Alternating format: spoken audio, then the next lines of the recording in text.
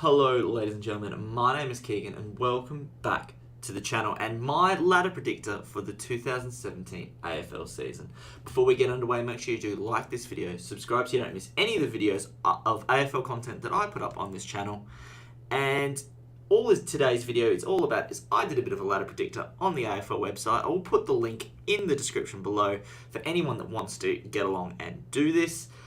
Basically, all I'm going to be doing is just talking you through my ladder predictor, why I've sort of selected the teams in the 8 that I have and why I've selected the teams down the bottom I have.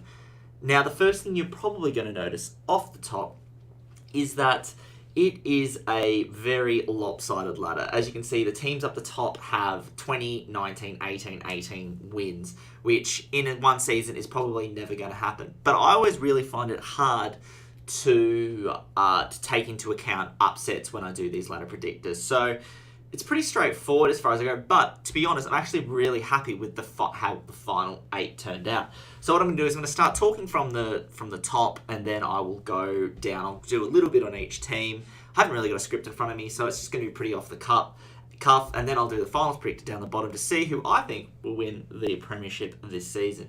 So GWS off the top looked amazing last year. Not too worried that they'll probably be reckoning in the top 4. Their team is ridiculous.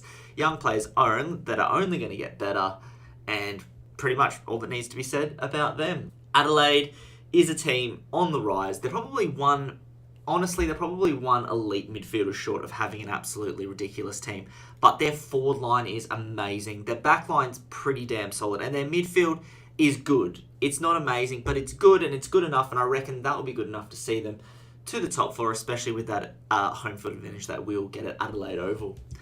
The Bulldogs, fairy tale from last year. To be honest, they weren't the unbeatable juggernaut we've seen from premierships from years and years before. They only finished 7th, so they are beatable. They are able to be caught off on their day, and that's why I don't have them up the top. Even though they're the premiers, and usually you put the premiers in the top 1 or 2, they're in 3 because they are beatable on their day, but when they are switched on, they are almost unplayable. The way they move it through traffic is just a sight to behold, and I reckon they'll finish 3. 4 with West Coast, well, what can you say? They're going to struggle without a ruck, but I think their midfield has been buffed up, especially with the inclusion of Sam Mitchell, that I reckon West Coast are probably going to be playing in finals. And fourth and 5th between West Coast and Swans are probably interchangeable. I have Sydney at 5th, could easily be 4th. They're always perennial contenders. Nothing really more to say about the Swans. Geelong is 6th. Dropping down a bit. They were carried by Dangerwood last year. Dangerwood really sort of carried that midfield. They need other players to step up. If those players don't step up, I can see them dropping out of the top 4 and sort of sinking towards the bottom of the 8. They could potentially miss, possibly, but I don't think they're going to. But anyway, we'll leave it at that. Hawthorn at 7. Gonna have a bit of a off year for Hawthorn. 7th as an off year is pretty good. If the Gold Coast's off season was 7th, I'd be taking that with both hands. But losing Lewis and Mitchell will be a bit of a problem. They're going to really going to have to see how those Jaeger and Mitchell come in and fill those voids. Will they probably have the same leadership on field? Who knows? Hodge is still there, so he can still provide that. But I think that they might slide a bit down to 7th, and maybe they'll probably slingshot back up next year. Hawthorn are that good, and Clarkson really knows what he's doing. And the only new person that I have in the 8 this year as compared to last year is Melbourne. And I think the toss-up is pretty much between Melbourne and St Kilda for that 8th spot, I reckon, in my opinion. They're probably about the same. They're probably in the same trajectory. And on their day, they've got an absolutely treasure trove of good, hard midfielders. Their forward line, if Hogan decides to turn up, will be really good. Their back line is a little bit suspect, in my opinion. But if they can hold it together, 8th spot is definitely theirs for the taking. Again, as I said, don't take into account wins. I don't think Melbourne are going to get 14 wins and get into 8th. I don't think Melbourne will get 14 wins. It's just the way that this ladder predictor has worked out for me.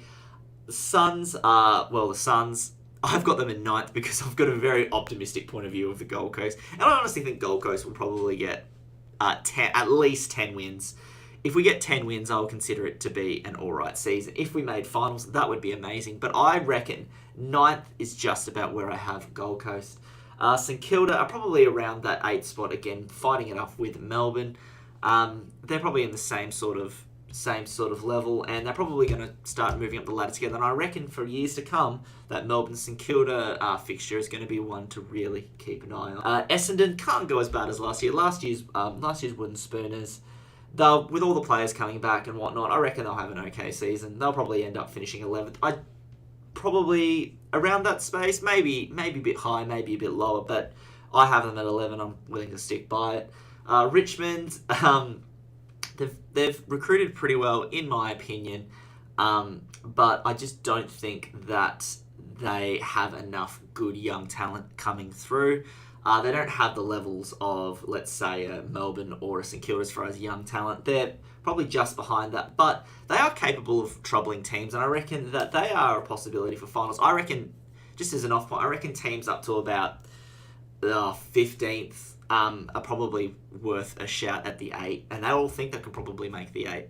So it's going to be a really even season in that bottom half. Fremantle can't possibly go as bad as last season, and I don't think they will. I actually think they'll probably finish higher than 13th, just the way the predictors turned out. Fife and Sandilands back, they've recruited pretty well. Cam McCarthy and Brad Hill also coming in will make sure that they have enough going forward.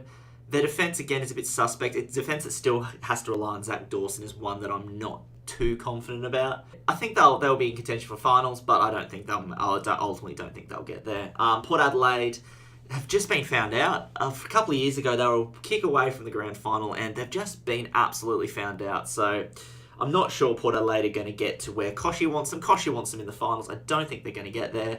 I think they're probably going to be, honestly, about 12th to 14th, in my honest opinion. I think the Suns are better than them. If you're a Port Adelaide supporter and you disagree with me, do let me know in the comments below, but that's my opinion.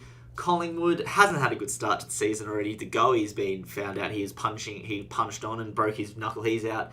They've got a few injuries to start off the season, so it could be a rough start for Collingwood. And Collingwood supporters, don't worry, they're not going to just get 4 wins. They'll get a lot more wins. It's just the ladder predictor. Lions in 16th. I actually think that I've got the Lions and North Melbourne mixed around. I think the Lions will probably finish second last, and North Melbourne will be above them. But it's just the way it's worked out. The Lions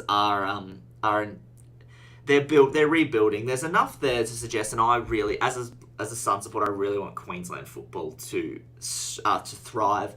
But I reckon that the Lions are going to take another year or two before they start pushing their way up the 8, which is not a bad thing. They'll get a new round of draft picks, get some more youth into the team, and start to look a bit better. Lions in 16th. I actually think that I've got the Lions and North Melbourne mixed around. I think the Lions will probably finish second last, and North Melbourne will be above them. But it's just the way it's worked out. The Lions they're rebuilding. There's enough there to suggest, and I really, as a Sun supporter, I really want Queensland football to thrive.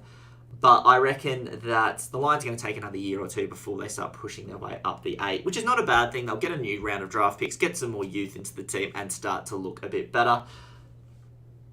North Melbourne are the next team. They're just going to have a year or two where they're just going to be bottoming out and accruing draft picks and bringing some excitement to the team. They cut a lot of experience out, and they could surprise. They could actually somehow be up towards the 8, but I just don't think, personally, I don't think North Melbourne are going to do that, and I think they're going to suffer where they are down in 17th. I think perennially everyone has Carlton at 18th, which isn't a bad thing if you're a Blue supporter. They're never going to be more than bottom 4. They're never going to be out of the bottom 4. They're always going to be down there. And if you're a Carlton supporter, you probably expect that. You know it's a rebuilding year. You hope Bolton plays that youth. You hope he's only keeping older players in unless they're playing out of their skin. So someone like a Dale Thomas, you hope he doesn't take the spot of a young player unless he's playing absolutely malign, amazing football. And that's my top 8. Again, don't look at the wins and losses. Keep just an eye on where they are positioned in the ladder, because I think that's probably about where they will finish. So let's have a look at the finals predictor. I think that GWS will probably...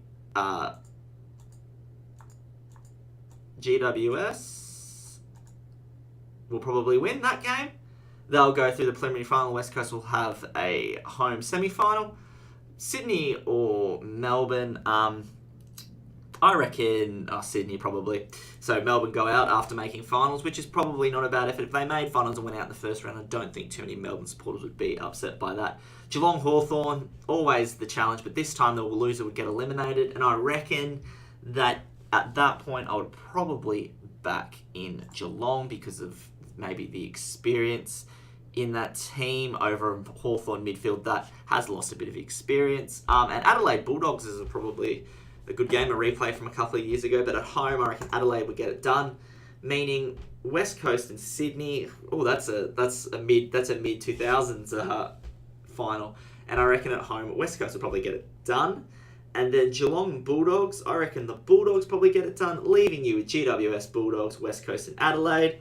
At home, GWS probably get the chocolates against the Bulldogs, and West Coast Adelaide, I reckon over at home with Sam Mitchell, their team is looking pretty good, and at this point, they'll probably have one of their ruckmen back, so that will their midfield will be better for it. And I reckon West Coast are probably there, and a grand final between GWS and West Coast. No one in Melbourne will care, but I think GWS will get the chocolates, and I think GWS are primed to win the premiership this year. I don't think I'm the only person that thinks that. Do let me know in the comments below what your predictions are for this season. I'll quickly, it's done this in about a 10-minute wrap with a lot of talking and a lot of nonsense that I'm probably speaking. Sorry, no face cam today. I'm not feeling the best, so I look like an absolute hot piece of garbage, so I've decided just to keep it all on the screen capture. I hope you don't mind. Thank you for watching, guys. I hope you enjoyed, and I'll see you later.